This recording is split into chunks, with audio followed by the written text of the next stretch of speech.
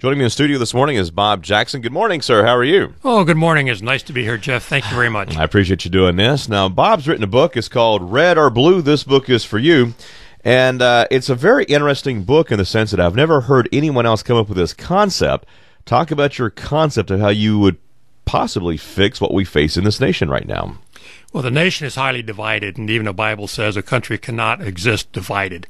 And people try to determine which way to go with the country, and there's a big debate.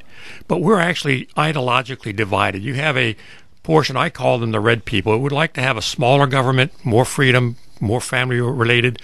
You have a section called the blue section, I call them blue, is they wanted more government with more social awareness and equality among all the people. This division is actually geographically located in the country.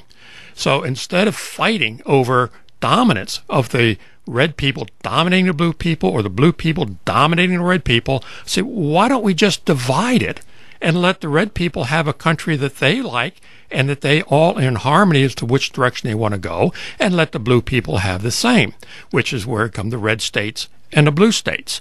How we can do this actually becomes very simple. There is in the Constitution an amendment process to where we could pass an amendment that would literally set up two sovereign states. Each state would start with the same constitution that's existing today, the same laws, same precedents, same legislators, but some of them would report to the new red country and half would report to the new blue country. And it's just about 50-50. It comes out 42 or 52-47. So it's about 50-50. Mm-hmm. Then from that point on, the red country can interpret their constitution as they see it. The blue country can interpret the way they see it. Because there is a common belief between both groups. They both believe they are strict constitutionalists. Blue people and red people both believe they're in harmony with the Constitution. They have no argument with the Constitution. The argument is how they interpret it. So this way, with this amendment, it allows people a little live and let live philosophy and a little peace and harmony.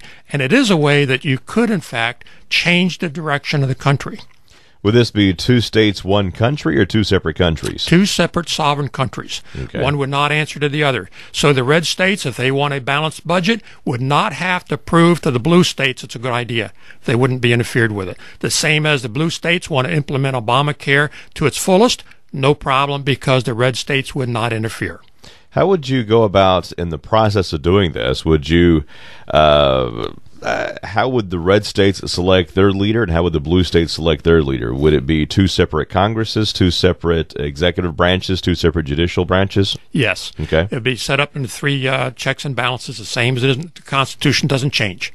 So it's the same Constitution, which already means on day one of the ratification of the amendment, you would have duly elected congressmen and senators in both countries, selected by the population in the states they come from. So you would have in place a functioning, operating Congress. The difference would be is that in the red country, 70% would be inclined to be more conservative. And in the blue country, 70% would be more progressive. So they would have a harmony in the majority of who's in their Congress. What would you do with states like Colorado that in the past have been red, and because of an effort by, as you say, the blue people, that they are now a blue state for the most part? How do you deal with states like that can swing one way or the other? Well, you picked the one that's also in my book in Colorado. Colorado is kind of like more blue than red, but because of the continuity, you need certain continuity of boundaries, is that Colorado would have to basically, where it's located, be part of the red. And when I say there's 70% in continuity, in the red country, that includes Colorado being in the red country. So there will still be some blue influence. I mean, there will be some dialogue in that respect, but the dialogue would shift. Mm-hmm.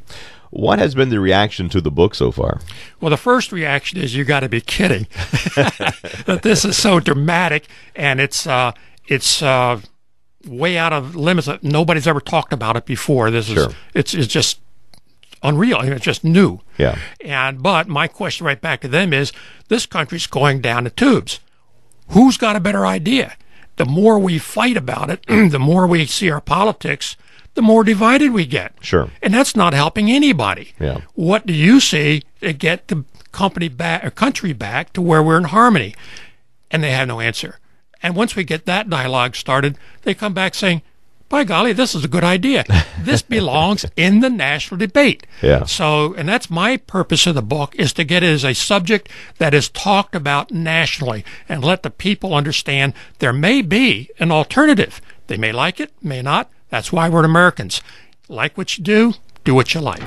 Now, before I let you go here, how can people get more information about the book and about you?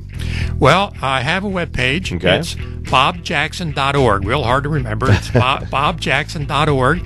And there you'll find a way to buy the book direct. You can get a Kindle. You can get it on Barnes & Noble. You can get it direct from the publisher. We can get it on Nook. Direct links to buy it. It's bobjackson.org. Excellent. Also has my background and also discussions on the book and different media coverages and reviews and so forth, all on the webpage. Excellent. Bob Jackson, thank you, sir. The book is called Red or Blue. This book is for you. Thank you for doing this. I appreciate you coming by this morning. Oh, thank you for the Thank time. you.